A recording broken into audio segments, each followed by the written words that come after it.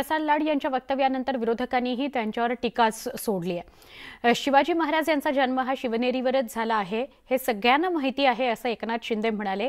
राऊतांनी देखील लाड यांच्या वक्तव्याचा समाचार घेतला। छत्रपती शिवाजी महाराज हे महाराष्ट्राचं आराध्य दैवत आहे। त्यांची तुलना कुणाशी होऊ शकत नाही। त्यांचा जन्म शिवनेरीवर झाला आहे सगळ्या अख्ख्या जगाला माहित आहे। अरे कोण प्रसाद लाड? ते काय दत्तो वामन पोद्दार आहेत का? भाजपमधला कोणी उठतो आणि छत्रपती शिवाजी महाराजांवरती एक नवीन भाष्य करतो? हे काय दत्तो वामन पोद्दार किंवा सेतू माधवराव पगडी किंवा इतिहासकार जे यदुनाथ सरकार हे आहेत का?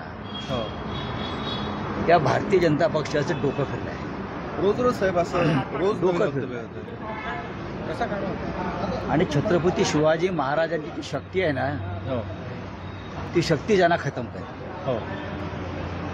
जी भवानी तलवार आहे शिवाजी महाराजांची ती तलवारच एक दिवसांचं मुंडकं छाटणार यांच्या पक्षाचं। मला वाटतं माननीय आमदार प्रसाद लाड हे इतिहास तज्ञ असावे असं मला वाटतं आणि म्हणून त्यांचं आपण जास्त मनावर घेऊ नये। छत्रपतींचा इतिहास हा मी सांगण्याची काही मला आवश्यकता नाही। प्रत्येक हिंदुस्थानवासियाला तो इतिहास माहिती आहे। कोश्यारी काळी टोपी घालणारा सुधांशु त्रिवेदी भाजपचा राष्ट्रीय प्रवक्ता अजून सगळे इतिहास चुकीच्या पद्धतीनं मांडणारे खोटारडे इतिहास संशोधक हे पण जाणीवपूर्वक वारंवार अवमान करत आलेले आहेत। आणि आता त्यांचा मोहरक्या प्रसाद लाड म्हणतो छत्रपती शिवरायांचा जन्म कोकणात झाला। 19 फेब्रुवारी 1630 रोजी शिवनेरी किल्ल्यावर छत्रपती शिवरायांचा जन्म जिजाऊंच्या पोटी झाला।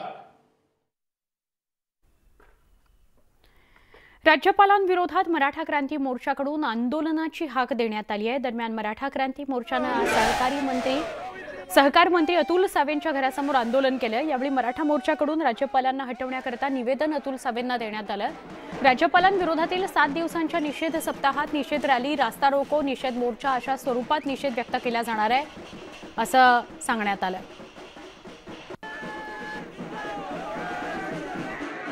अतुल सावेंनी सांगितलं, आम्ही त्यांना प्रश्न विचारला की आपल्याला काय वाटतं, आपल्यापर्यंत हा मुद्दा पोहोचला का? राज्यपालांनी अवमान केला छत्रपतींचा असेल, महात्मा फुलेंचा असेल, थोर पुरुषांचा असेल। त्यांनी सांगितलं की तुमच्या ज्या काही भावना आहेत त्याच माझ्या भावना आहे आणि मी शिवभक्त आहे, मी लवकरात लवकर सरकारपर्यंत त्या भावना पोहोचवतो। नाही, अतुल सावे स्वतः घराबाहेर आले, आम्ही त्यांच्या घरावर आल्यावर त्यांनी व्यवस्थित आमच्याशी बोलले आणि त्यांनी सांगितलं की मी तात्काळ राज्य सरकारला, केंद्र सरकारला, मोदींना हे कळवतो। मला वाटतं त्यांची इथून मागणी होईल। बघा, हे महाराष्ट्र आहे आणि महाराष्ट्रामध्ये परंपरा आहे, पहिले मागणी करायची टप्पा आम्ही पूर्ण केलेला आहे। त्यांना योग्य वाटतं ते बोलतील, रस्त्यावरती लढाई आम्ही सर्व